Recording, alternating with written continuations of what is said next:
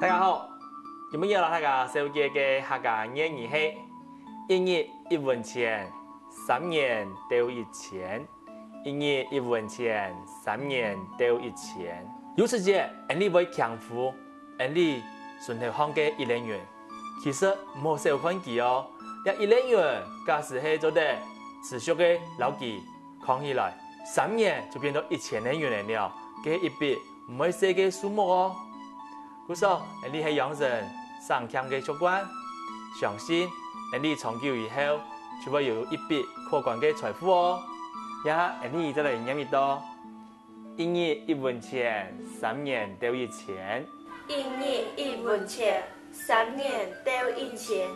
客家谚語是蒙他嘅書看，俺只是講來了。